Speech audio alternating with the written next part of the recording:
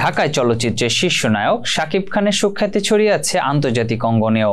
তার সর্বশেষ মুক্তিপ্রাপ্ত ছবি তুফান নিয়ে কুড়িয়েছেন ব্যাপক প্রশংসা, পেয়েছে ব্যবসায়িক সাফল্যও।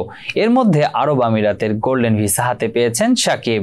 ওই সময় দুবাইতে অবস্থান করায় এক ইউটিউবারের মুখোমুখি হন শাকিব। সেখানে চলচ্চিত্র নিয়ে তার বিভিন্ন পরিকল্পনার কথা জানান তিনি। সম্প্রতি ওই সাক্ষাৎকারে পাকিস্তানে নিজের অভিনীত ছবি চালানোর পরিকল্পনার কথা জানেন শাকিব। এছাড়াও দেশটির সিনেমা ইন্ডাস্ট্রিতে কাজ করার আগ্রহ প্রকাশ করেন তিনি। শাকিব আরো বলেন, আমার পাকিস্তানে কাজ করার ইচ্ছা আছে, একসঙ্গে কাজ করতে পারলে তো ভালোই। তারাও বাংলাদেশে আসবেন, আমরাও একসঙ্গে শুরু করব, কিন্তু এখন পাকিস্তানের ছবি মুক্তি করাটাই আমার পরিকল্পনা।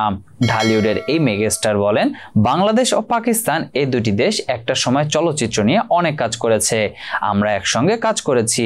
দুই দেশ মিলিয়ে শবনম ম্যাডাম, নাদিম জি এনারা একটা সময় কাজ করে গেছেন, বাংলাদেশে তাদের সুখ্যাতিও আছে। এছাড়াও বাংলাদেশে বহু শিল্পীও পাকিস্তানে কাজ করেছেন। পাকিস্তানি অভিনেত্রীদের সঙ্গে কাজ করতে আগ্রহী তিনি। ফলে নায়কের সামনে কাজে পাকিস্তানি তারকারাও এখন যুক্ত হবেন বলে আশা করা যাচ্ছে।